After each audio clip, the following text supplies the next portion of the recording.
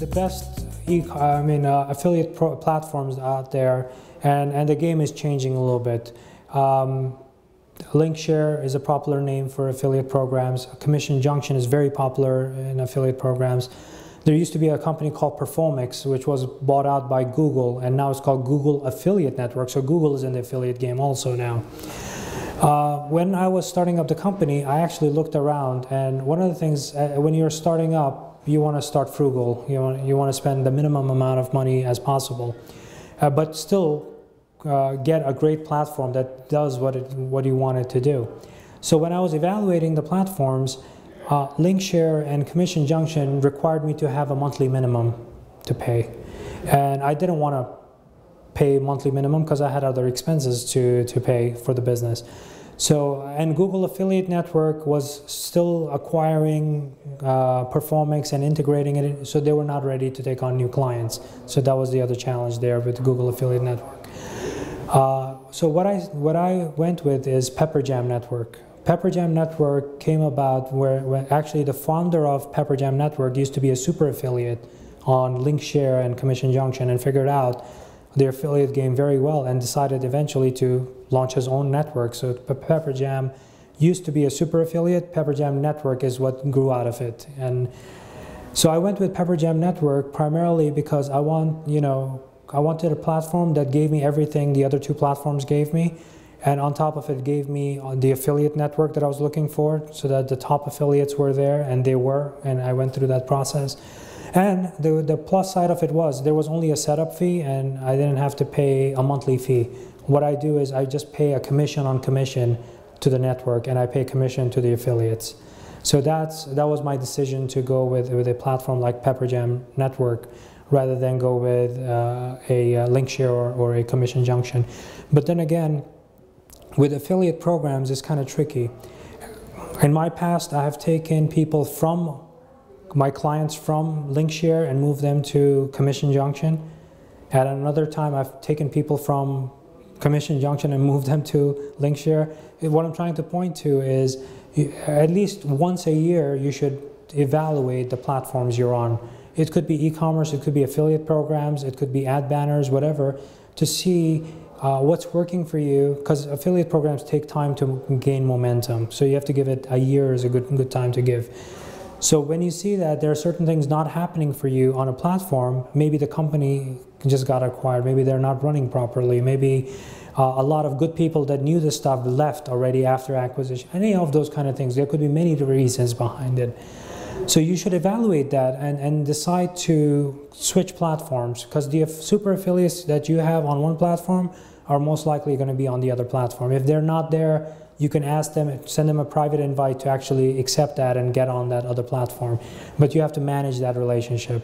So those are so the decision with Pepperjam Network was purely monetary, because it gave me everything that I was expecting an affiliate network to give, and minus the monthly minimum cost that I didn't want to shell out every month. Do you have any sense of what percentage of your affiliates come as a result of people just searching the Pepperjam Network to see what they could be an affiliate of, and what percent are due to your active reaching out to people, or people basically discovering that they can be an affiliate through you versus Pepperjam? Okay. The key to all of those questions, and many more other questions related to that, is watching over your metrics, right? Where does the traffic come from? And there's a great tool out there, and it's free. It's free. You just have to have a 2-second know-how to put it in. That's all it requires. It doesn't require that much of thinking, So I went with Google Analytics. Google Analytics is an amazing platform. I've worked with many different web analytics platforms, and to me, they give you, it's free, but free doesn't mean that they don't give you a lot of things. They give you everything you can get from an enterprise class, enterprise class analytics package. So, but knowing how to utilize that information and what to look for is key. But they give you everything. So every banner you put out, every affiliate program you have, you do Google AdWords, you do placements with bloggers, any of those kind of efforts that you do, you should put in a Google Analytics tag. There are 4 or 5 URL tags you put in. It's UTM campaign and UTM content, UTM keywords, so on and so forth. There are 5 of them. Once you fill it out, now you could actually track every single effort that you do, so that you know, even at a product level, for example, comparison shopping engines, right? We put up 15,000 products. In the UTM content, we actually put the UPC code of, or the product code for the item that was clicked. So we know which products are getting clicked. Now, what can you do with that information? If people are clicking on that and coming to your site, you're spending money, right? They're coming to your site, they're exiting quickly. What did they find unattractive on your site? You could do that research. Now you could do competitive analysis across your competition and see, oh, by competition this month, most of them are offering free shipping. Even though my price is better, they're offering free shipping, and they're kind of trumping my card with my price. So that's a kind of a thing that allows you can drive from that sort of experience and get the metrics down and understand if people are showing up, why are they leaving quickly? If they're showing up and going to your shopping cart, why are they leaving? If they go through the checkout process, why did they abandon on the credit card page? All of those kind of things, the checkout funnel, for example, knowing from the start of the traffic coming in to all the way to the checkout with the email confirmation, how much of a drop-off did you have at every one of those steps? And it looks like a funnel, right? You start with 100 people, 50 of them added to cart, and 3 of them checked out. So you could study that funnel and see where are they dropping off? Are you confusing them in some way? So Google Analytics provides you with all that information. So going back to the question with the affiliate you asked, I do tag every single link on the site. So I know how much of it is coming from Pepperjam Network, how many people came from Google organic search and clicked on the affiliate program. I understand. And then went to Pepperjam and registered and became an affiliate. Yep. And even after they leave the site, they added something to the cart, but they didn't check out, right? That's when we get to what's called the strategy of site retargeting. So utilizing site retargeting, instead of blanketing the entire internet with your ads, which is not cost effective, it's very expensive. As a startup, site retargeting makes a lot of economic sense too, where people who showed up, they raised their hand, they showed up to your site and said, I like this product. They in fact added it to their cart. They just didn't check out. How can you kind of follow them across the internet is what site retargeting does. You work with a marketing partner, which if somebody goes from Vitamin Creek to Huffington Post, for example, a very specific example, they would actually see a banner for Vitamin Creek right on Huffington Post. And if they go from there to another site that is part of this site retargeting network, they would continue seeing the Vitamin Creek branding. They will see the banner, they'll see the offer, and they'll get to click on it to come back and close that transaction. Just quickly, do you use Criteo or which retargeting platform? There are many different retargeting platforms, and no one specifically with site retargeting. There is no one magical solution, because this vendor A, marketing partner A, might belong and have this network of sites, and this one has this network of sites, and this one has another set of network of sites. So in order to get a fuller exposure, you actually have to be in bed with all 3 of them at the end of the day. So which 3 are you sleeping with? No, right now I'm going with 1. I started with 1.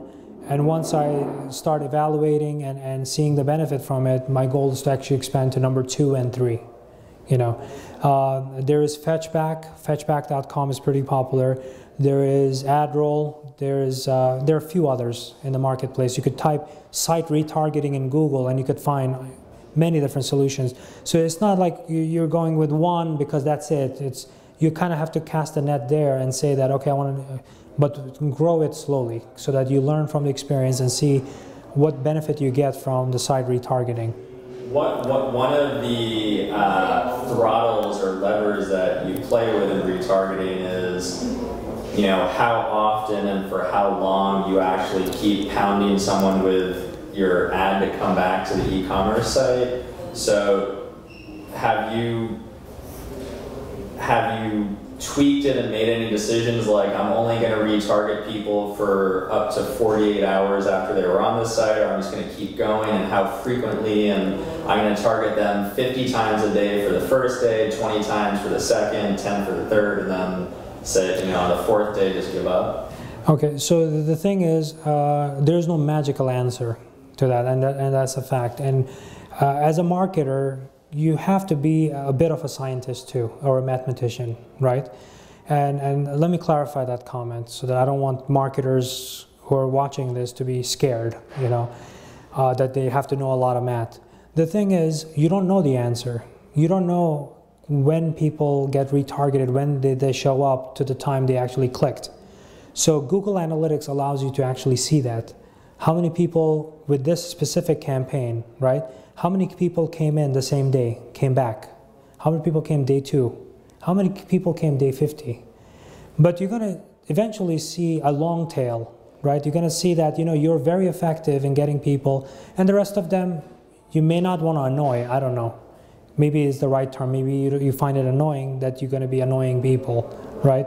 Maybe you can cut it off after, only show it for 5 days, and after that, stop it. Don't show it to them again.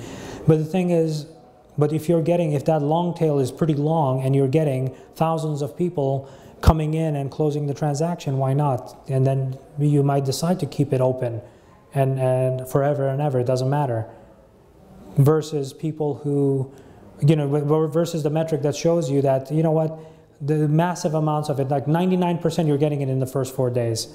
And the rest 1%, you might be annoying people. You may want to cut that out, And then decide what that number is. It may be 4 days, might be 3 days, might be 2 days, maybe it's 10 days.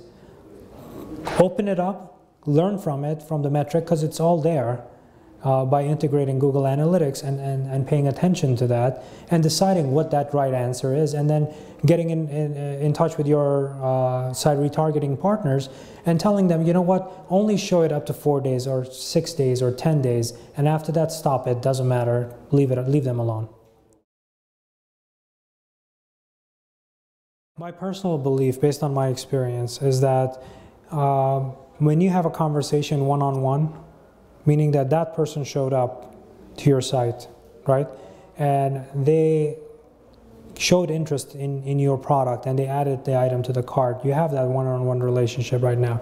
And you expand that relationship with site retargeting. What happens after they leave, right?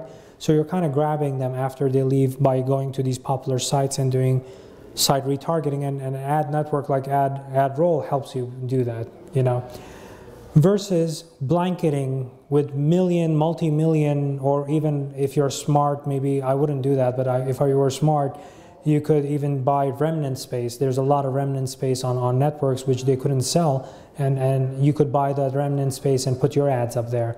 But at the end of the day, there was no relationship with the people who saw your ad. And ad banners kind of stopped working after a while. But if somebody saw you already, they went to your site and they added an item to the cart, and now they left you for whatever reason, they didn't close the deal, at least if they see you again, you're building impressions. So the goal is not only to get that transaction back, that's a monetary goal, but the branding goal is now you're building more impressions in the mind of that consumer so they see more of Vitamin Creek, more of your brand on their site. On the popular sites that they have been into. And that by itself helps you build your brand very cost effectively. So there are two sides to that coin. It's not just getting the dollars and you divide the numbers up and that's what you're spending on that, but also understanding that you're building impressions into people, that your brand extends beyond just your website. It's actually in many different places, and you're serving up the ad specifically to the people who showed interest in you. You're going to get a better conversion out of that than just blanketing it and buying an ad on MSN.com or Yahoo.com. Back in the day when the first tech bubble burst, if you went through your IPO and you collected $8 million, $1 million was, or $2 million, or half of it was dedicated to AOL. You've heard that comment before. And the fact is nowadays there's a lot of more smarter ways of spending that dollar. And site retargeting, I think, is a smart spend, because you're not just putting it out there everybody to see and not really take action. Somebody took action already, they just didn't complete it for whatever reason, and then you could extend that brand to show that to people. Will a retargeting network charge an advertiser more per thousand than a regular ad network because it is more effective, or are they charging kind of comparable rates? It's comparable rates. So would you just blanket people with millions of impressions, but it's not really effective, right?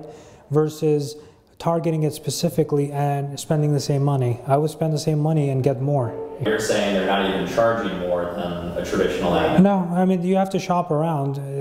Site retargeting is a sort of a new phenomenon that people, companies have arisen and they're trying different things there, right? Because these are the same networks that are buying the remnant space, or they're buying a space, real estate on those sites that are trying to sell space to others. They're just more effective at selling it and serving up ads in there. So that's what you have to, and the prices are different though. It's not like it's kind of standardized, similar to what affiliate networks it has happened, or on paid search platforms like Google AdWords and Yahoo and MSN and Ask.com and so many others, right? Which is CPC, and you pay 50 cents per click or $15 per click, depending on your industry. That kind of have standardized the prices. In the site retargeting, you have to shop around to find out. You don't want the two networks to overlap. You want it to be distinct if you want to do two.